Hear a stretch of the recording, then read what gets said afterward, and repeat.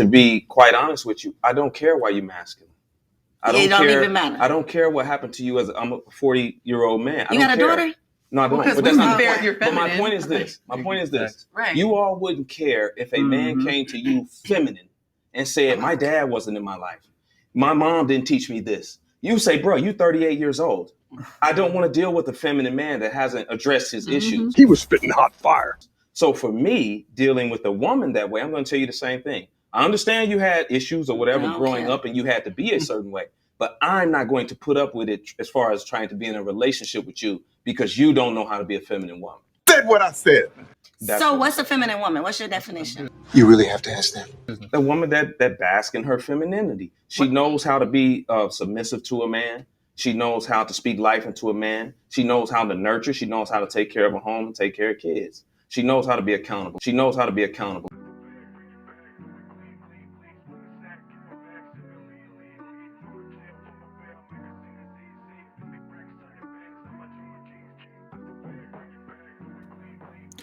What's good, everybody? It's your boy Love coming at you guys with another reaction video. And first, let me welcome all of the new followers to the platform. If you enjoy the content, please hit that like, share, subscribe button, and we'll just get started. Today, I'm going to do a reaction video to Eboni K. Williams. She did a recent interview where I guess she was revisiting her conversation with Iyanla Vanzant, and it was the interview she gave where they had the discussion about her not dating a bus driver unless he owned the bus. And we're going to get into this, and it's a very interesting conversation, and so I'm going to play it and react to it. You guys check this out. I saw Iyanla on The Breakfast Club, and she made a statement, and I'm paraphrasing, but not very much. It's almost exact. Iyanla Vanzant said, not even young, a lot of Black women today are operating as men in skirts.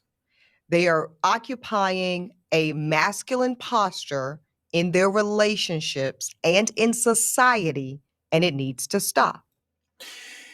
I didn't see that part of the interview, but if Iyanla Vanzant said that, were there any lies detected? She's not lying. This whole boss babe era, I mean, it's no question that Eboni K. Williams is definitely one of those women who exudes that kind of masculine energy. I mean, it's prevalent throughout the West, especially primarily here in America. All we hear, we keep seeing this over and over again. All we hear is women, they're strong, they're independent. They don't need a man for nothing. They can pay their own bills. They make their own money. We keep hearing this.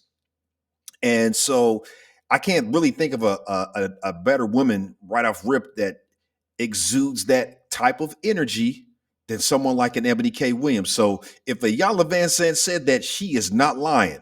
Let's continue. And I don't know what that means. You said you don't know what that means? No. I know exactly what she meant, right? What she meant was, and she did expound.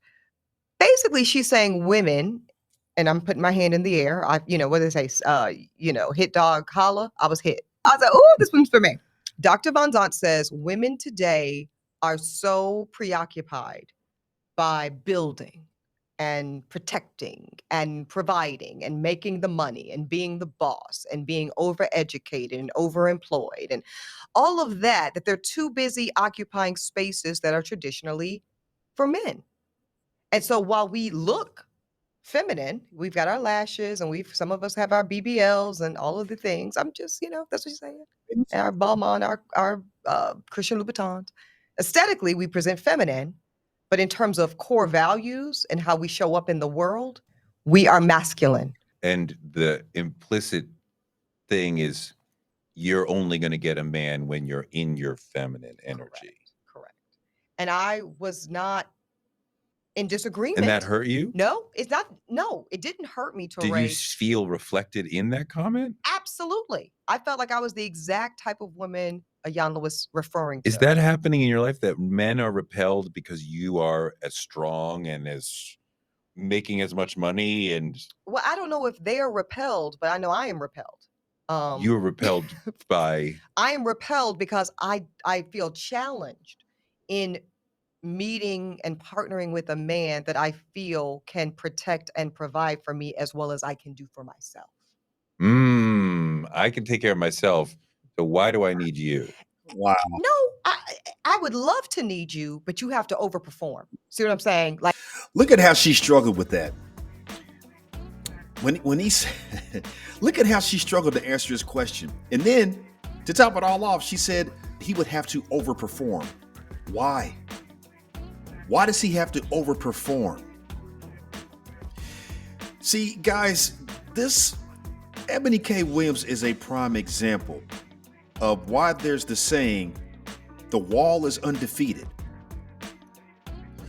There's a lot of women who are her age, who are strong, independent, career-driven, make their own money, and they're single.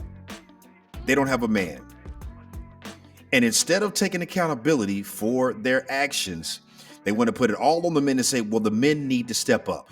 They need to step up to their level. And, you know, the elephant in the room that a lot of women who think the way that she does is, who set these standards? Where did these standards come from? Because 50 some odd years ago, your grandmothers, your great-grandmothers, and all of the women that came before you guys, they didn't have these standards. So let's continue. This is where it gets spicy. woman to woman, elder to Sure. mentee. Teach me, Ayanla, what should women like myself be doing when we are afraid? We are afraid, Dr. Van Zandt, that if we don't go get it, go to school, go to more school, get all the degrees, get the big jobs, make the $2, $3, $5 million a year, buy the house, which I've now done in Harlem, right? Buy my real estate, have my baby. If I don't do all of that, I am afraid, Dr. Van Zandt, that I will be without it. Right. Because I'm not seeing enough evidence with my naked eyes of the quantity of men being able to step into that posture for me. Right. Y'all, now that right there was absolute BS. She's saying that there's no evidence. No evidence, y'all. It's not being done where she can see it enough. Okay. I'll tell you how, let me show you where it is being done. You can look in the Asian community. You can look at in the white community. You can look at the Spanish or Latino community. You can look at the Middle Eastern community. Practically every non-Black community, the women, and successful or not, they have absolutely no problem getting a husband. But apparently, why is it that Black women are the only women on the planet? When we talk about this subject, you guys are the only ones who, it seems that you can't walk and chew gum at the same time. Guys, I'm just going to keep it a bean. Eboni K. Williams, if you ever see this video, I am going to let you know what your biggest issue is. It's the same as every other successful Black woman in this country. You guys think that you can have it all. And the truth is, you cannot. Life is choices and trade-offs. That's the way it's always been.